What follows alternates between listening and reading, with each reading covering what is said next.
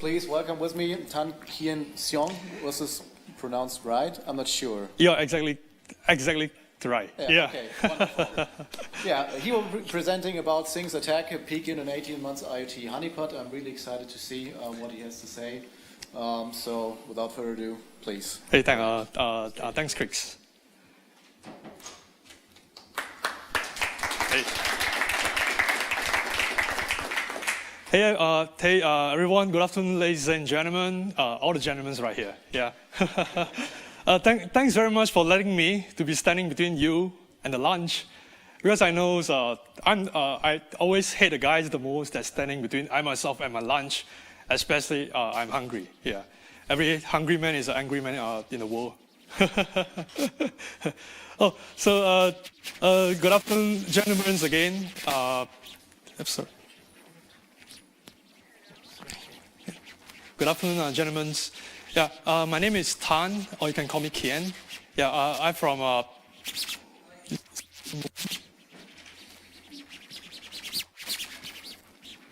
some. Oh, okay, that's good. Means that I'm the source for the evil. Yeah. All right. Good to see. Yeah. My name is Tan, or you can call me Kian. Since 2015, we have just set up this so-called the Internet of Things honeypot. From then, initially the idea is just basically very simple, which is just for fun. I mean, that's what we do. So, but after a couple of years, when we put it there, we just have one honeypot. Yeah. So we just put it there. But after a while, we started seeing that, hey, things are getting much interesting, and there's a couple of different juicy or so-called interesting data inside the honeypot itself. So, ladies and gentlemen, today I'll be sharing about these particular honeypots, and those are the interesting data that, yeah. So basically, I'll be sharing about three things today.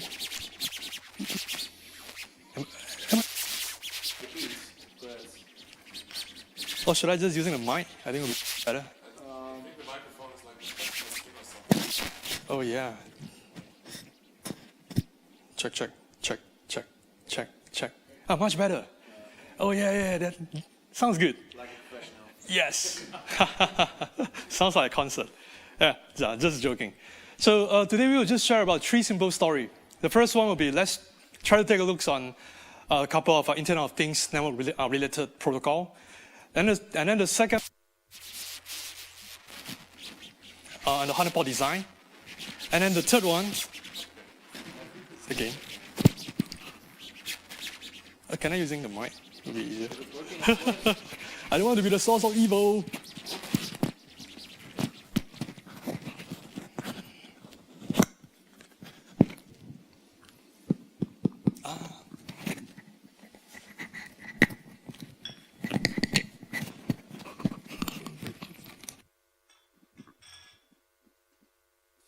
We're just saying it there. Yeah, just saying it there. Test.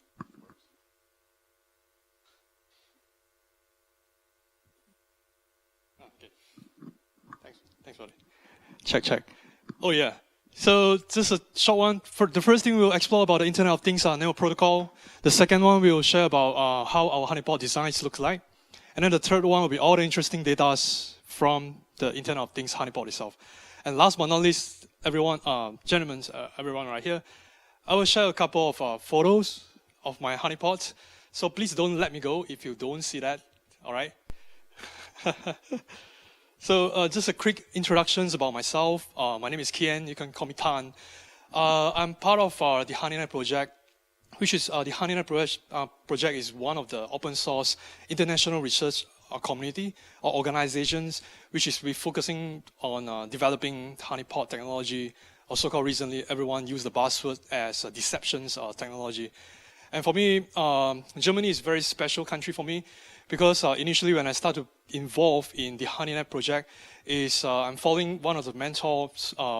His name is Marcus Kotter, which is he's part of he's the one that developed one of the very highly used honeypot, Dionia honeypot. And then we have a couple of very leading security researchers from Germany, which is, for example, Felix Lieders, Tillmans, Werner, and all of them, they are part of the honeypot project itself. And they are the guys that who shaping the entire organizations, how we going since the past. So I always very respect, the Germany security researchers. Yeah. So during my free time, I'm involved in this. I spend time develop some honeypot, contribute to some honeypots. For example, Dionia honeypot. And then 2 years back, we're starting this project called HoneyPi, which is we release the Raspberry Pi image for everyone around the world. Everyone can just download this image itself, and the image is pre-installed with a couple of honeypot system inside of that. Anyone can just set up a honeypot within by 30 minutes, get the image, DD into SD card, boom, you got it. You have your honeypot set up. Just push it to the internet. So this is our idea. It's just mainly for more for fun, for visibility, for everyone easy getting to access into so-called setting up honeypot. Yeah. And then during my free time as well, I'm part of the Hack in the Box conference crew. By the way, I'm from Malaysia, which is quite far from here.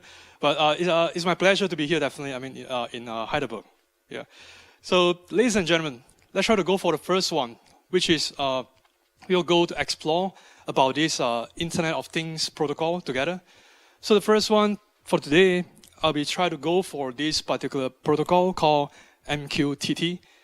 Yeah, so you may say that, hey, Kean, I've not heard about this protocol before, which is HTTP protocol will be very famous, but this protocol itself is maybe not much knowingly. But in case if you and we are using Facebook messengers, yeah, this is exactly the protocol that underlying the Facebook Messenger itself. Yeah, so almost maybe a lot of us, maybe everyone is using MQTT.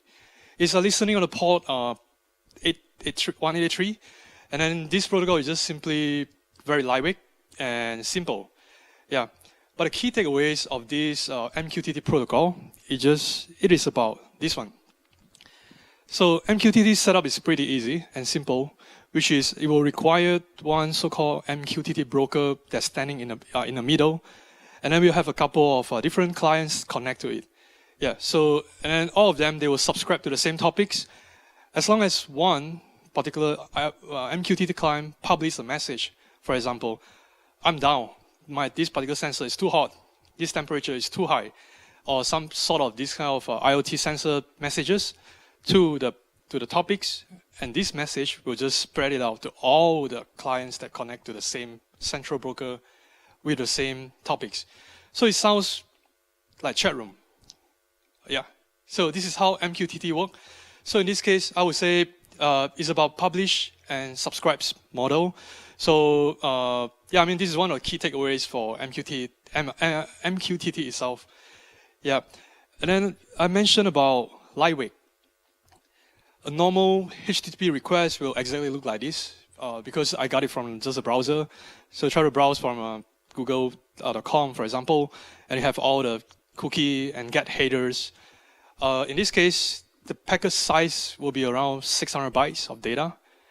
But for MQTT perspective, from what you're seeing on the screen, this is the exact request and response together. And this is how one of the MQTT client connect to the broker, and then they subscribe to a topics they publish a message called sample topics with the hello MQTT message. So it's pretty simple. Pretty lightweight, it will take around 60 bytes of data compared to the HTTP protocol, which we require around 600 bytes of data. This fit into so-called fundamental design of the IoT protocol. Because of IoT sensors will be always blazing with somewhere else around the world, maybe in some of the fields, some of the tunnels. So we just require those kind of small data that less bandwidth consumptions. Yeah. So this is what we have for the MQTT protocol. So let's try to move to the second protocol that we have, which is the second one will be the UPnP protocol. This protocol is just stand for Universal Plug and Play, and I think a lot of us know about that. Is listening on the port 1900. For those who don't know about UPnP, it's just basically about if we try to get a printer, connect to a LAN network, what it will do, it will get an IP address from the DHCP. The second task it will do, it will try to look for his neighbor which is I will try to always look for my neighbor. I mean, we are friends, right? So yeah, and then in this case, it will try to search for its neighbor. Who else have the UPnP port enabled in the same LAN network? And then by using, for example, this SSDP msearch request, yeah. I mean, this is, and eventually this formed the term zero configurations networking. I mean, this is pretty simple to understand about that. And then the third one we are going to explore together today will be Telnet. Everyone loves Telnet protocol since this is a dinosaur for me. But I mean, again, everyone loves Telnet. So we have completed in terms of our explore about the IoT protocol itself. So in this case, back in 2015, back then when I started to deploy this particular honeypot itself, we started thinking, let's try to implement all this protocol into the honeypot. So this is what we do. This is our honeypot design. So the first one, the first honeypot applications that we use is Dionia honeypot. For me, I always misspell about this Dionia honeypot because in terms of the wording itself, D-I-O-N-I-N-A, you can see that I cannot even name it. Yeah, even type is always, I having a typo on it.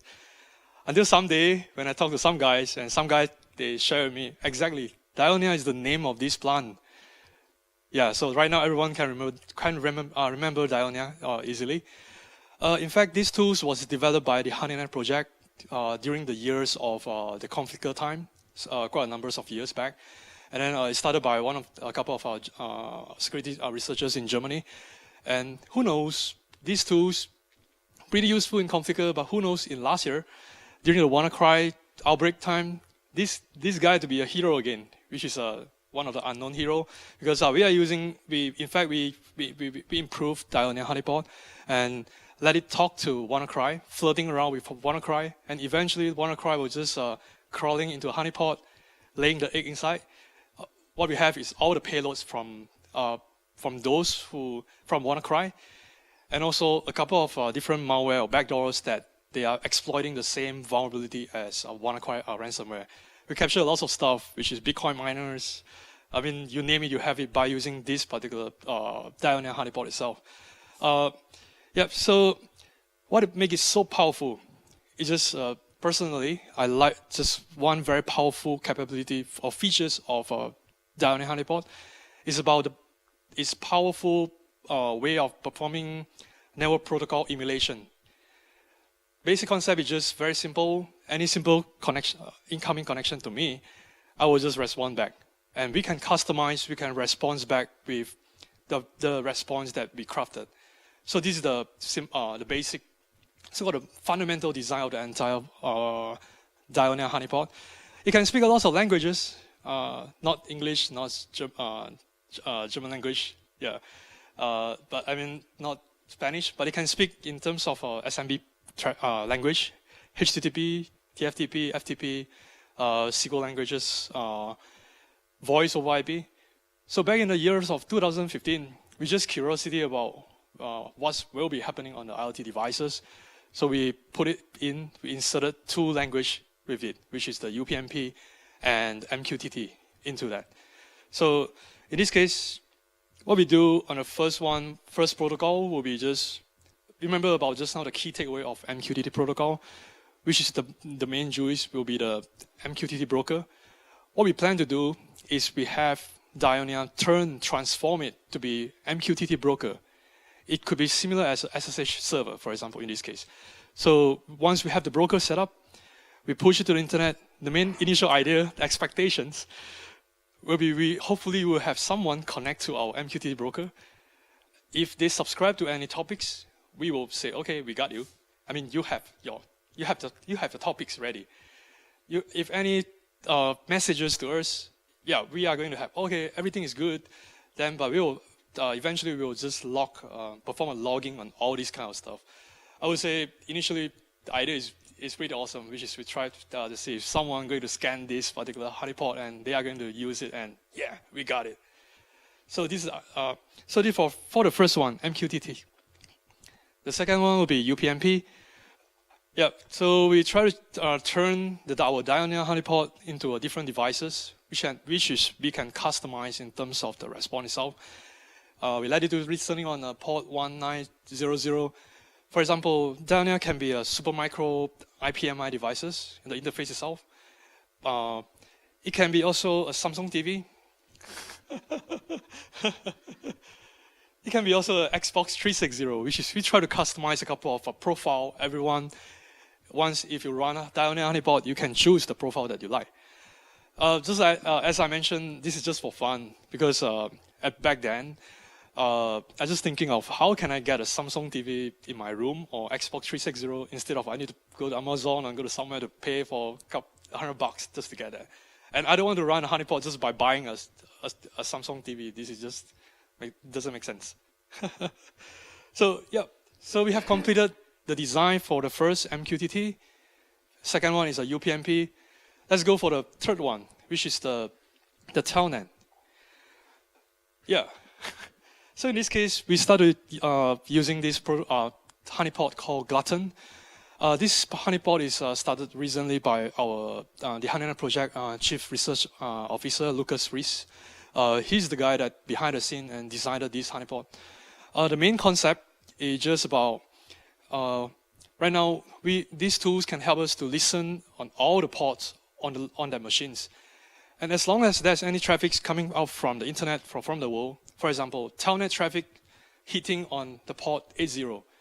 In this case, normally only HTTP is supposed to be hitting on port 80, but well, Glutton honeypot will be able to interpret that, oh, well, this is Telnet traffics.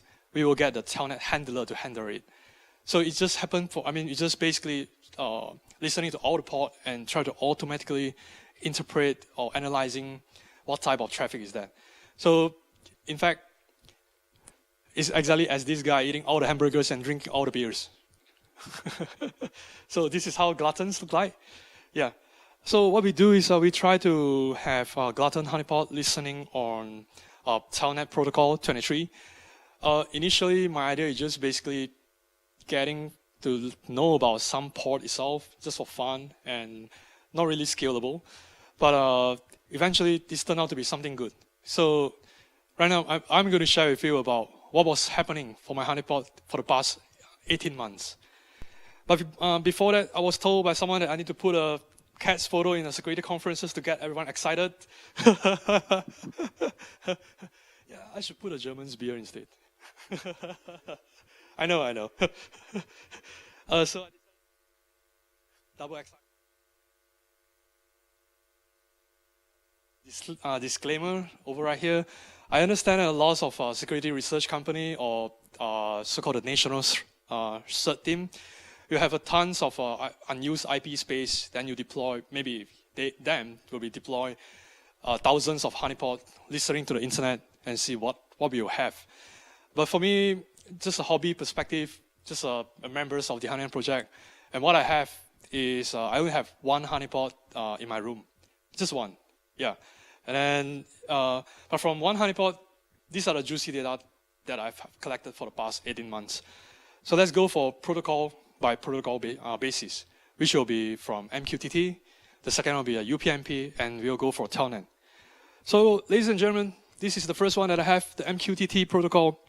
For the past 1.5 years or 2, I only have around 600 connections that talk to my honeypot.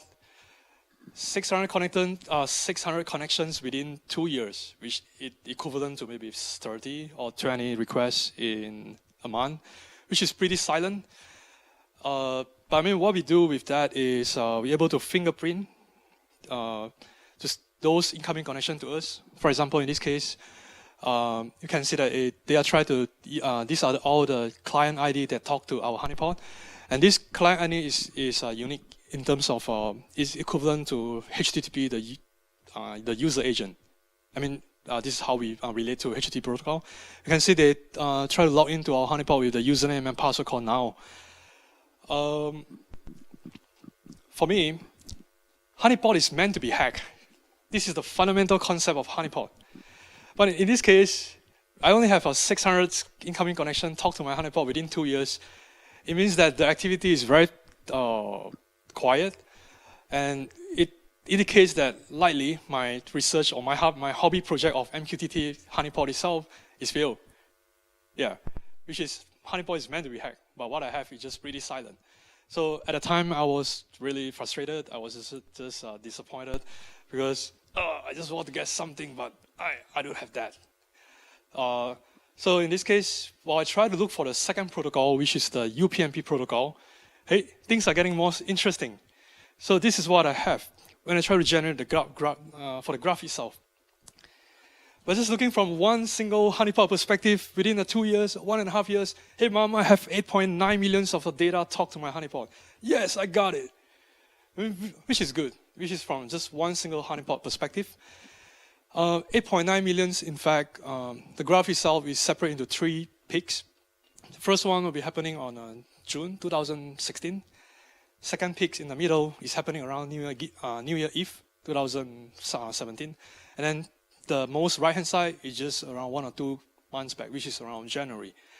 So at the time, I decided to take a look on what was happening during this particular, in the middle, that it was happening in the 2017 New Year Eve. So in this case, I believe that I'm one of the luckiest guy in the world by New Year Eve 2017 because, hey mom, I've received 300,000 incoming requests as my New Year gift and also Christmas gift. Yeah, I got it.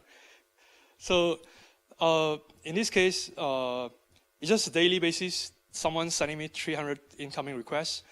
And when I try to take a look on the payload itself, this is what I found. So from the left-hand side, in the green one, this is just a normal msearch, SSDP msearch request.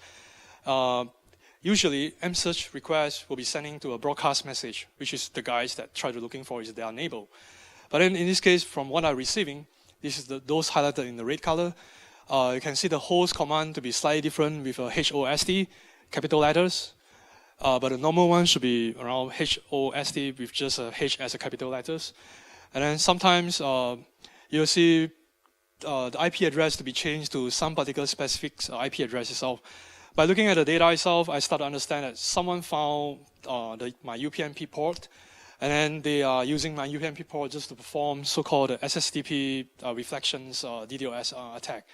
This attack is pretty common, happening around the world as long as someone have the port UPnP exposing. So in this case, I have never done any effort in order to advertise my honeypot. But, well, I mean, we have there are lots of other IoT devices around the world, definitely. And we believe that definitely lots of them experiencing the same things as me, which is some guys will just found it, use it to perform so-called the DDoS attack itself.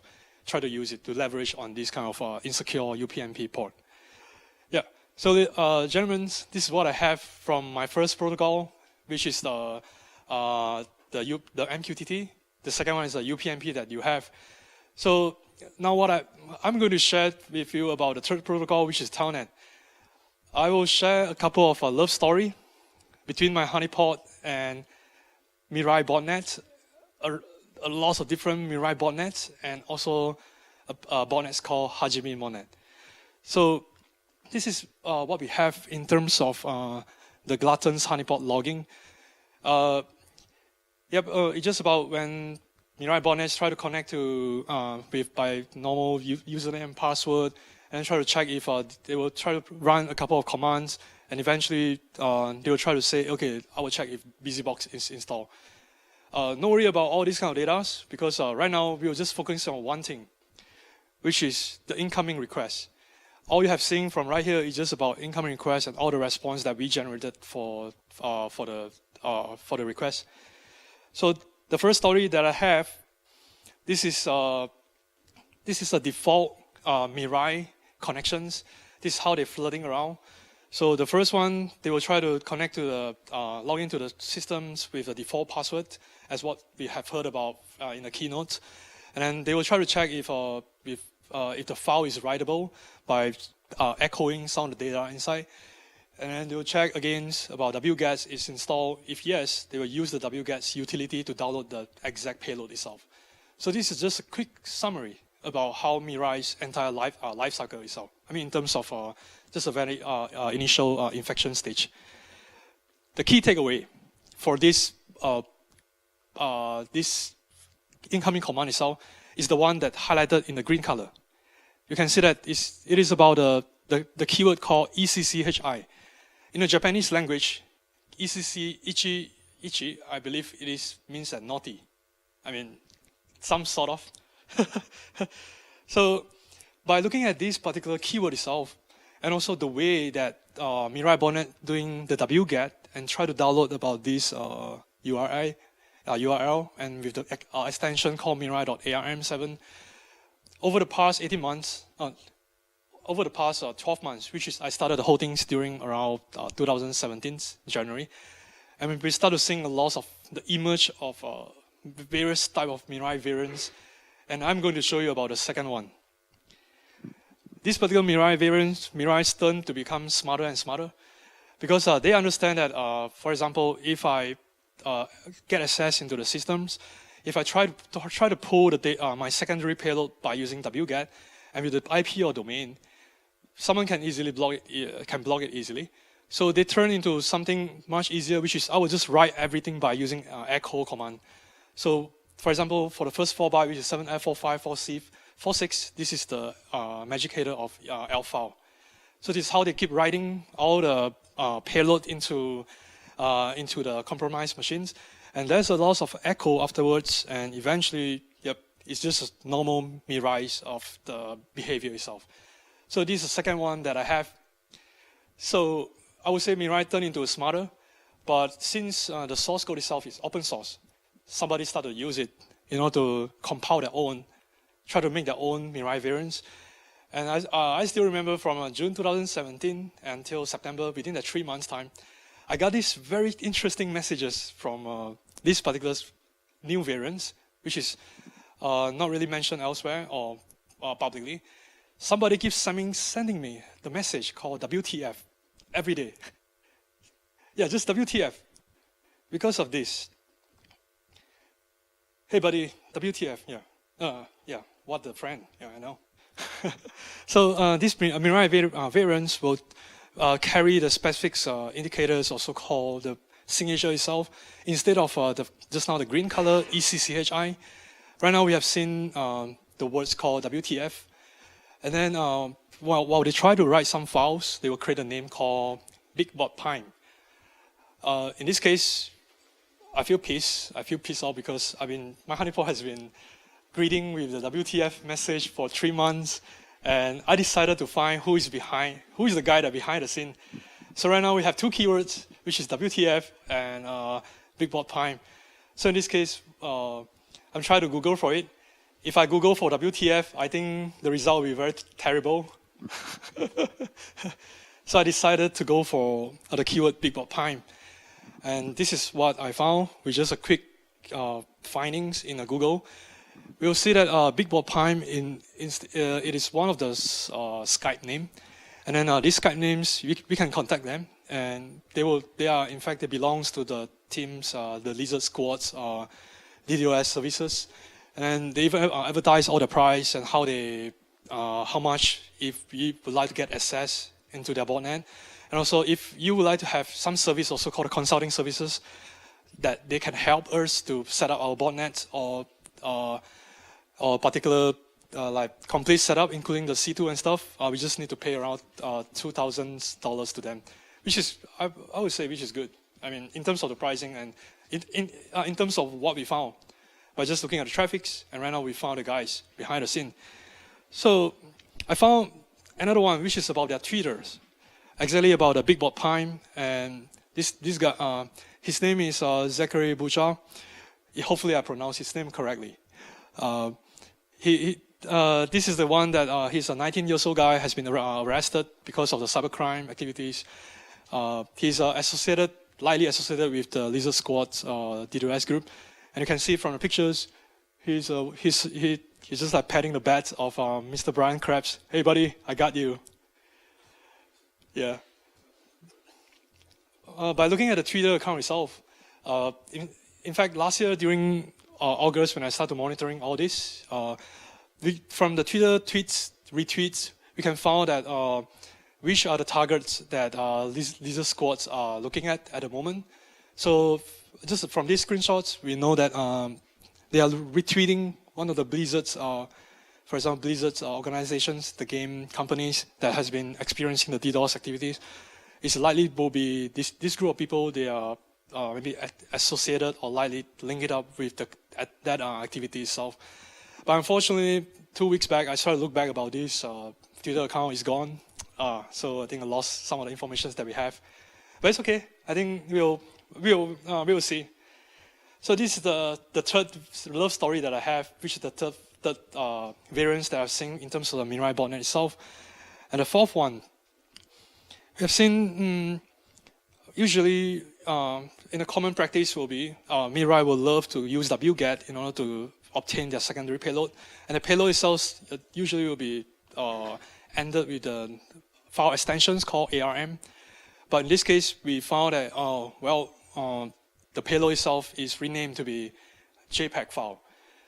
But, I mean, we try to analyze the file, but in fact, this is just a normal ARM file itself. I mean, they just change the name. And the file name that these variants will love with is just ZXCVBNM. This is in fact, if in terms of our keyboard sequence, 1, 2, 3, 4, 5, 6 QWERT, and this is the third row, which is the ZXVBN. Yeah, this is the third row. I would say these variants they prefer to be in this style of setup, and then I will go for the fifth one, which is the one that happening around January 2018 until right now. This group, I would say these variants, they are using the words called "this botnet is cancer" as their file name. Maybe this guy is building a boat. He wants to get a boat, but not a botnet. or maybe he's a non-English speaker. I mean, like me, which is sometimes when you type or when you expect that things to be in that way. So I know you like a boat, yeah. Yeah. So this is what I have in terms of just a quick looks in terms of how these are 5 different Mirai variants that I've seen in my honeypot. So I will go for the last one, which is this one will be around with the Hajime botnet. This is my favorite botnet because I love to say that this botnet is the botnet that pawn every single thing with just 9 commands. It's quick and it's fast. And I understand that lots of public has mentioned about this botnet before, and it claimed that it had around 300,000 compromised devices as for now. So from what we're seeing on the screen, they compromised the machines by using the root, for example, the easily guessable username and password. Then they will try to check if run some of the commands. And the patterns right here will be, they are looking for wget is it installed, and they will write 52 bytes of data into the devices, which is the DD. Yeah. And then after that, they will start using the wget command in order to getting the payload itself. The pattern is pretty simple and pretty obvious as the one that had in the green color. wget, DD 52 bytes, wget. I've been seeing this thing since January 2017. It's always coming par together with a Mirai botnet always appear inside the log. So I started seeing something is missing in May 2017 after the 4 months that we have seen how they this request. So at the top, this is the original request that we have seen in the previous slide. At the bottom, this is the one that we have seen since May 2017. So by just quick diff by using our eye, I mean not by using the laptop or commands. The missing part is the last command, which is the last wget command is gone.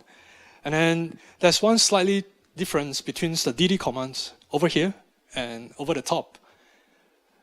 The guys just remove the open bracket and ending bracket.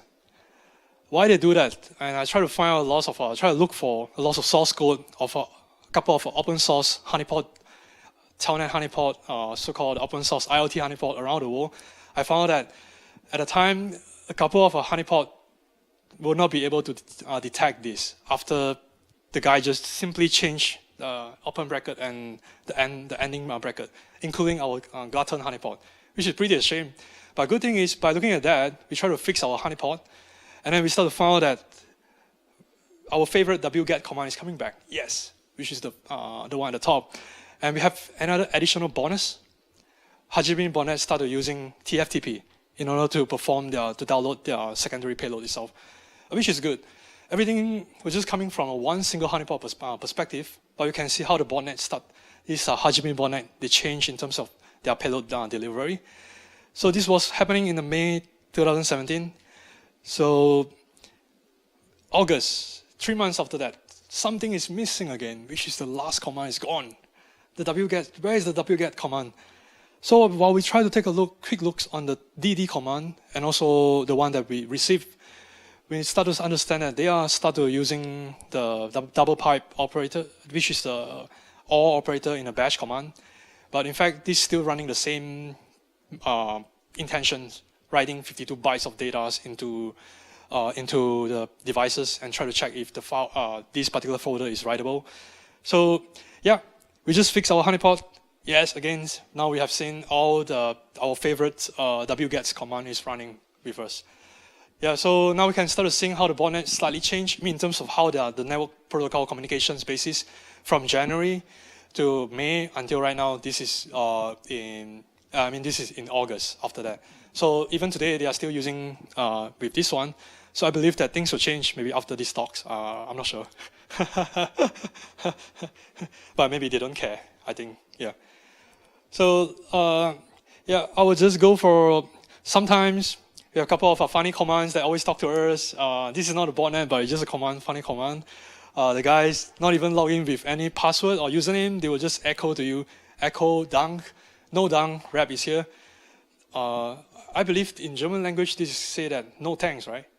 No dunk. Would be the proper translation, but I'm not sure whether this should be. Maybe this is from Google Translate. I don't know.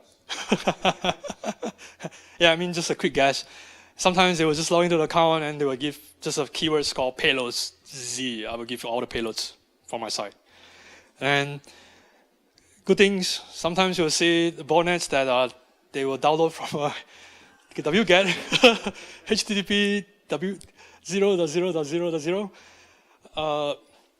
This is the non-routable IP address, which means that local. Yeah. I believe that someone is forget to configure their botnets. Yeah. Also, sometimes the C2 IP is actually invalid IP address. This is the exact words, which is I've seen it all the time. Should we ping back to the guy? Hey, buddy, you should start to configure your botnet C2. This C2 is not, your C2 is not working. Yeah, I mean, this is what I have in terms of by looking from a Telnet perspective. We are looking from different Mirai variants.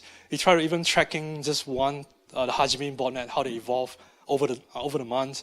And we have all these kind of couple of funny Telnet command. So last but not least, as promised, I'm going to share with you about my honeypot pictures right here. So please don't let me go later. Yeah. This is what I have in my room. Just one single Raspberry Pi. It's a bare bone without any case, but I don't recommend anyone do that because I break a couple of pins after that, so I need to buy a few one. Sometime after a while, or this is from 2015, yeah. But after a while, I start to feel not enough of just one Raspberry Pi, so I go for 3. Yeah. yeah. Now with the case properly, well taken care. So this is the daytime. So this is the nighttime in my room. So this is daytime. So this is the nighttime. Yeah, and then my wife is always complaining, what the hell is these 3 things? It's always blinking at the corner there. I mean, this is my honeypot.